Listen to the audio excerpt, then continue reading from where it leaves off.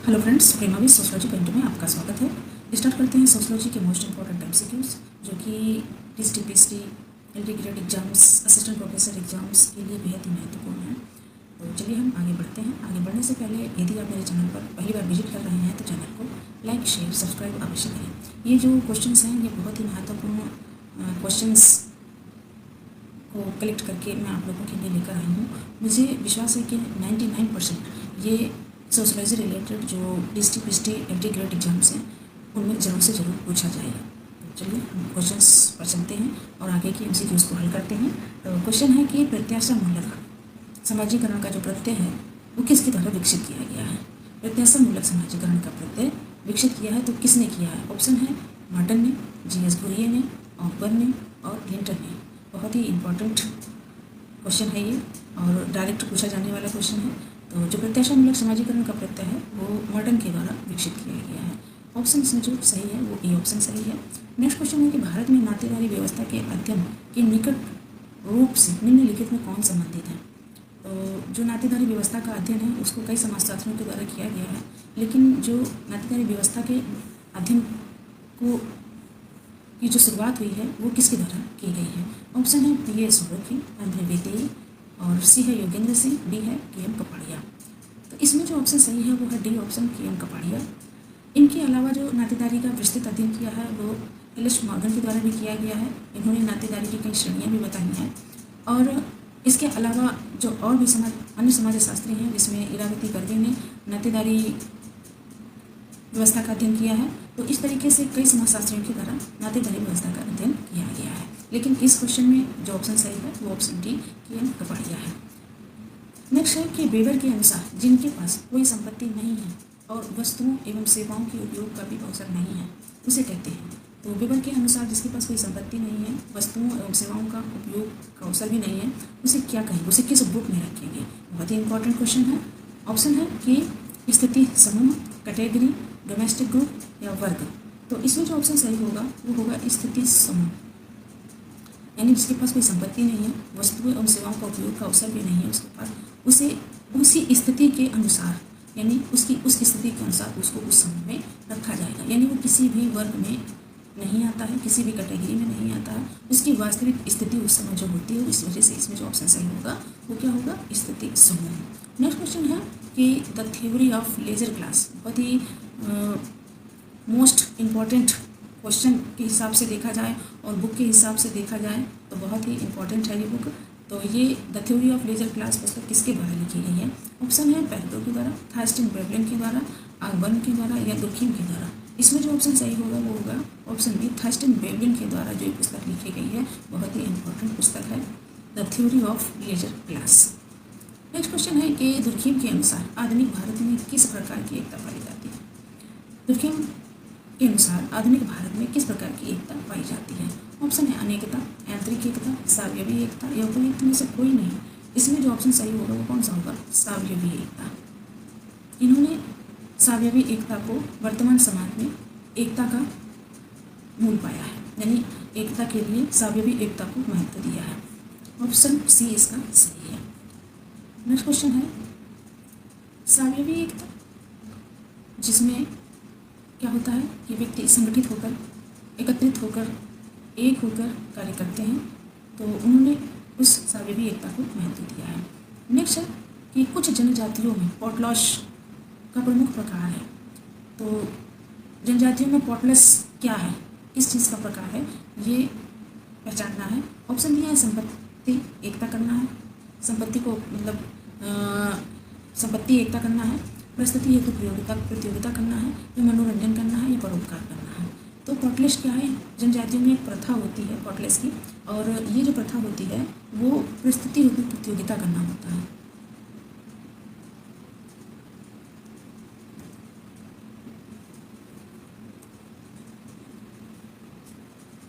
Option इसका जो सही है वो बी सही है। नेक्स्ट क्वेश्चन है कि समाज की अर्थव्यवस्था के अध्ययन में एक समाजशास्त्री निम्नलिखित में से किस प्रकार ध्यान केंद्रित करता है। समाज की अर्थव्यवस्था के अध्ययन में एक समाजशास्त्री निम्नलिखित में से किस पर ध्यान केंद्रित करता है। ऑप्शन है कि आर्थिक मंदी का मुकाबला, आर्थिक सत्ता का वितरण, समाज के संस्थापक स्वरूप के अंतर्गत आर्थिक क्रिया या फिर आर्थिक और राजनीतिक क्रियाओं का विलयन। तो इसमें जो ऑप्शन सही होगा वो ऑप्शन सही होगा सी, कि समाज की अर्थव्यवस्था के अध्ययन में एक समाजशास्त्री किस पर ध्यान केंद्रित करेगा, तो वो समाज के संस्थापक के स्वरूप के अंतर्गत आर्थिक क्रियाओं पर अपना ध्यान केंद्रित करेगा। ऑप्शन जो इसका सही होगा वो सी सही होगा। नेक्स्ट क्वेश्चन है कि नार्डिक प्रजाति की निम्नलिखित में कौन सी विशेषता नहीं है, पूछ रहा है कि नार्डिक प्रजाति की विशेषता इनमें से कौन सी नहीं है। तो जो नार्डिक प्रजाति होती है वो नार्डिक प्रजाति में सभी हैं, बस इसमें एक जो विशेषता नहीं है उसका चयन करना है, उसे ढूंढना। ऑप्शन है लंबा कद, छोटा सिर, हल्की खाल एवं बाल और भूरी आँखें। इसमें जो ऑप्शन सही होगा वो ऑप्शन सही होगा बी, छोटा सिर। तो इनका छोटा सिर नहीं होता है, इनका सिर चौड़ा होता है। जो नार्डिक प्रजाति के लोग होते हैं उनमें लंबा कद होता है, हल्की खाल एवं बाल होती हैं, भूरी आँखें होती हैं और इनका क्या होता है कि चौड़ा सिर होता है, यानी कि ये गोरे, लंबे और भूरी आँखों वाले होते हैं। सिर इनका बड़ा होता है चौड़ाई के लिए हुए। तो ऑप्शन इसका जो सही होगा वो बी सही होगा।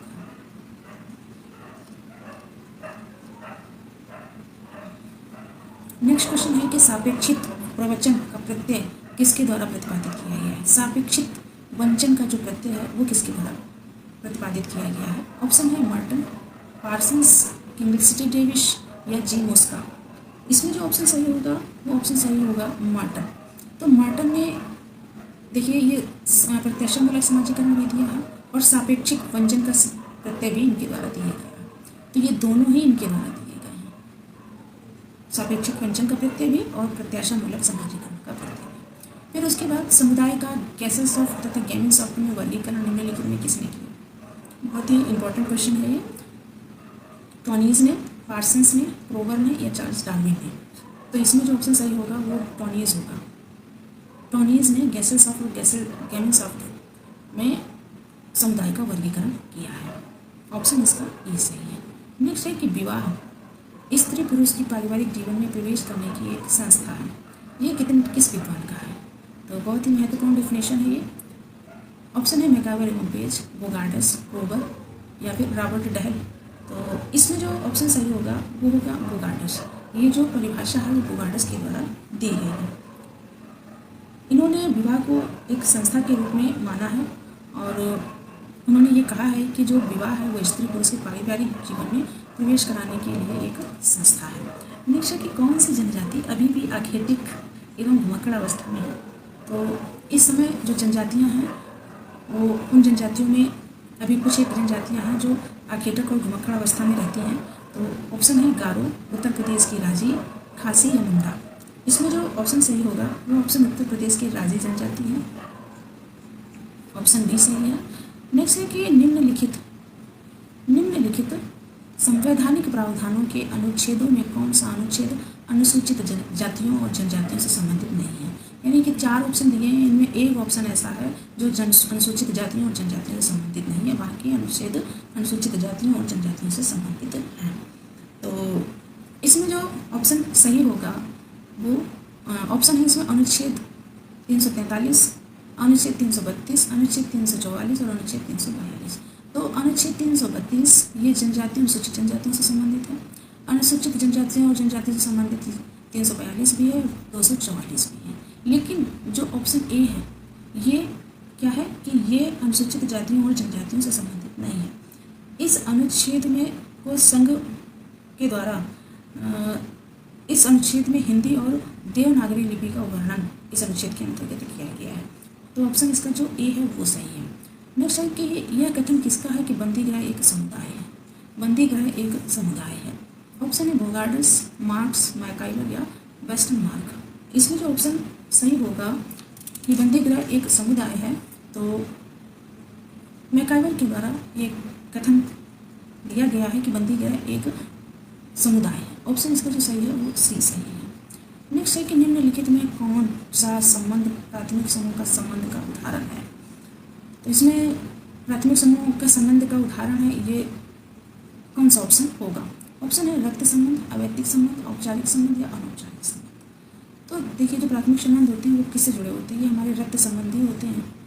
यानी कि हमारा इनसे क्या होता है, रक्त का यानी खून का रिश्ता होता है, तो उन्हें ही हम रक्त संबंधी कहते हैं और वही प्राथमिक समूह के अंतर्गत हम होते हैं। तो इसमें जो ऑप्शन सही होगा वो ए होगा। नेक्स्ट है कि अगस्ट काउंट ने समाजशास्त्र को विभाजित किया है।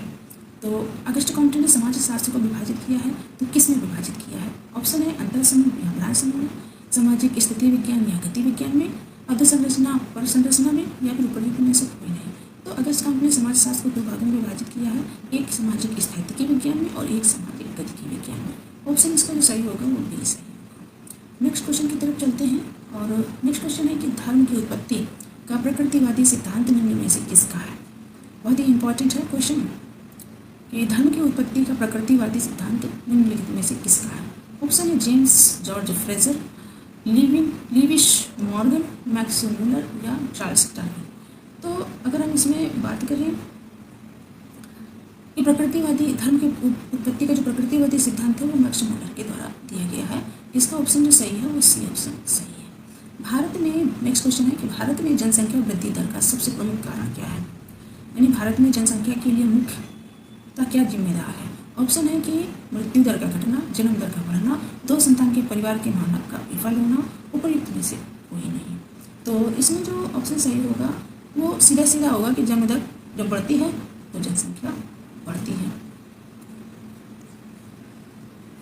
नेक्स्ट क्वेश्चन है कि संविधान के किस अनुच्छेद के द्वारा राज्य विधानसभाओं में अनुसूचित जातियों, अनुसूचित जनजातियों को प्रतिनिधित्व दिया जाता है?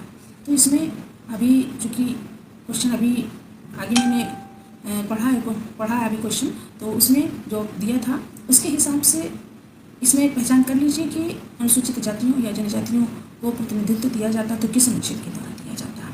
ऑप्शन है 332 या फिर अनुच्छेद 244 या फिर अनुच्छेद 243 या फिर अनुच्छेद 239।